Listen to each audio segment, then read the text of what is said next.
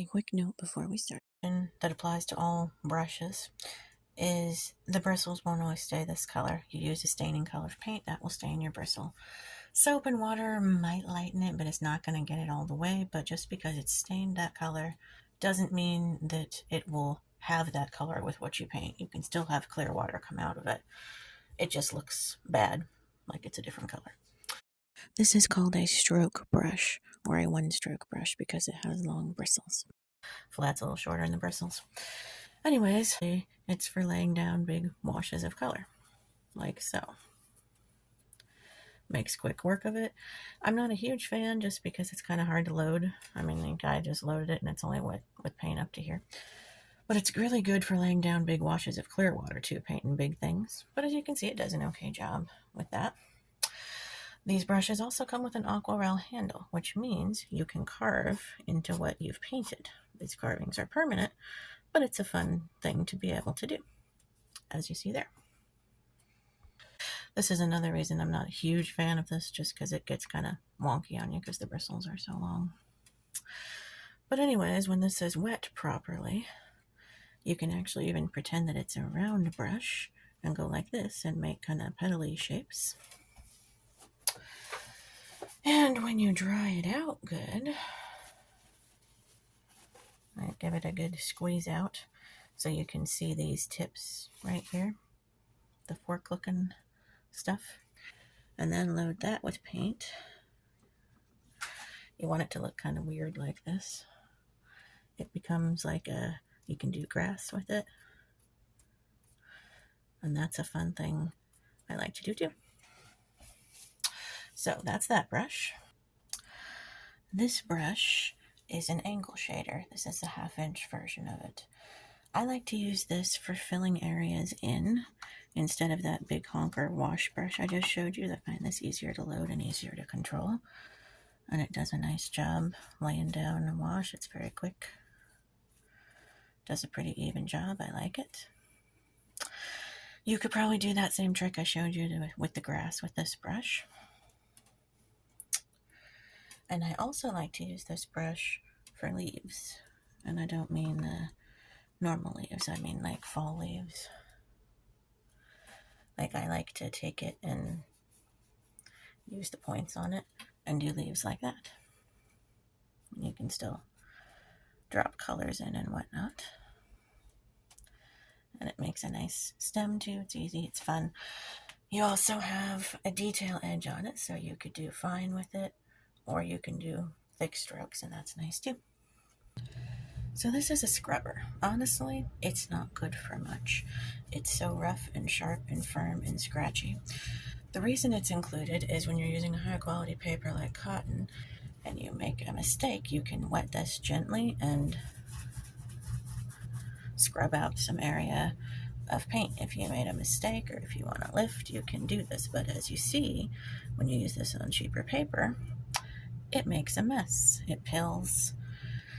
And it's gross, and I just don't recommend it. And boy, it is hard to clean. But it's not completely useless.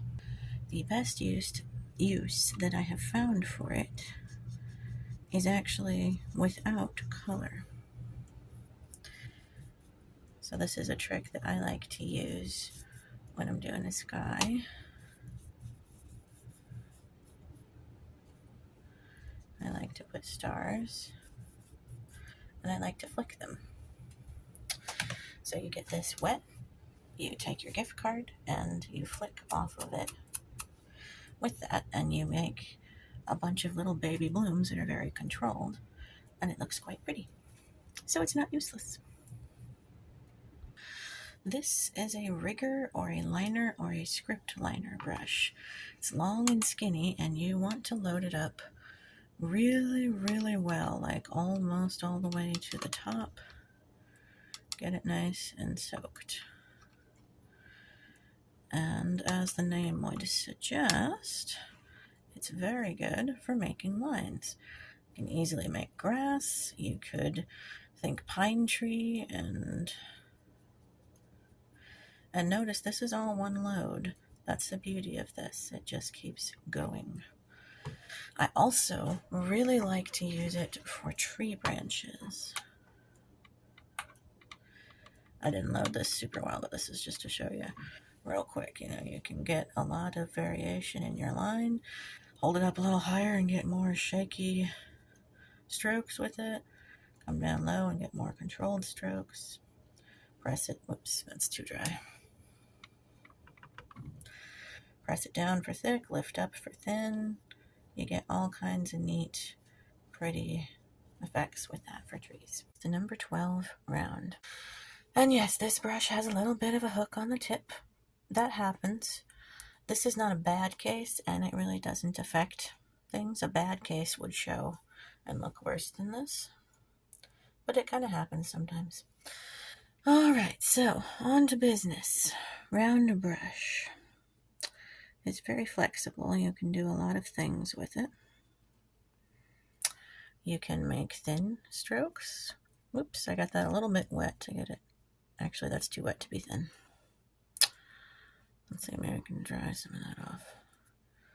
Okay, there you go. There's a little thinner.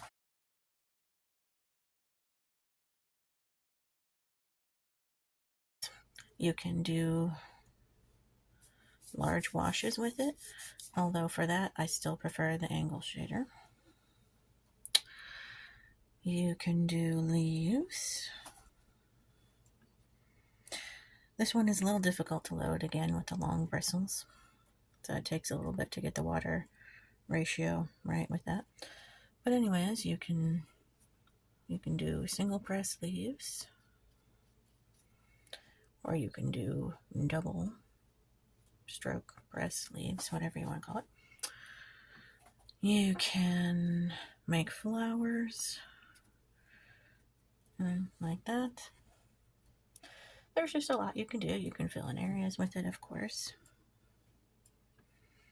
That's a brush. I don't really have much tips and tricks for that one because it's pretty straightforward.